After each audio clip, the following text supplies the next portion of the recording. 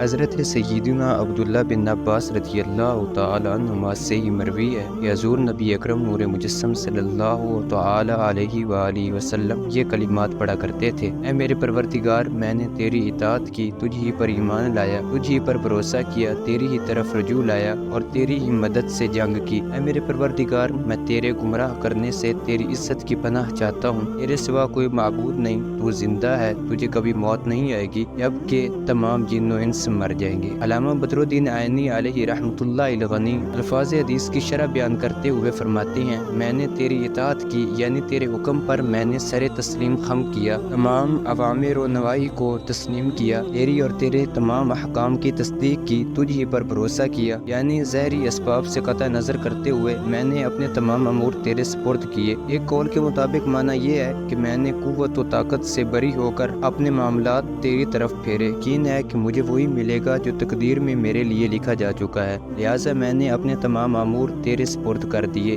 میں تیری ہی طرف رجوع لایا، یعنی میں نے اپنے معاملات کی تدبیر اور عبادت میں تیری طرف رجوع کیا۔ مفتی احمد یار خان نعیمی علیہ رحمۃ اللہ الکوی فرماتے ہیں: تیری ہی مدد سے جنگ کی، یعنی خدایا میں اپنی قوت و طاقت یا فوج ہتھیار کے بھروسے پر جہاد نہیں کرتا، صرف تیرے بھروسے پر کرتا ہوں۔ یہ توکل وہ قوت ہے جو کفار کے پاس نہیں، صرف مسلمانوں کو حاصل ہے۔ علامہ محمد بن علان شافعی علیہ رحمۃ اللہ الکوی فرماتے ہیں: یعنی میں نے دین کے دشمنوں سے جہاد کیا اور مضبوط دلائل سے ان کے دلائل کا رد کیا اور تلوار اور مضبوط نیزوں سے ان کی کمر توڑ دی۔ علامہ ملا علی قاری علیہ رحمۃ اللہ الباری فرماتے ہیں: میں تیری عزت کے وسیلے سے پناہ چاہتا ہوں، یعنی تیرے غلبہ و قدرت و طاقت کے ذریعے پناہ مانگتا ہوں۔ بے شک تمام عزت تیرے ہی لیے ہے، تیرے سوا کوئی موجود، معبود اور مقصود نہیں ہے۔ میں تجھ ہی سے سوال کرتا ہوں اور تجھ ہی سے پناہ مانگتا ہوں، اور میں پناہ چاہتا ہوں ہدایت کے بعد گمراہی سے، اور تو نے مجھے تیرے حکم اور فیصلے کو ظاہر و باطن، دل و جان سے تسلیم کرنے، تیری جناب میں جھکنے اور تیرے دشمنوں سے لڑنے کی توفیق دی، اور مجھے ہر حال میں تیری عزت و نصرت سے امید ہے۔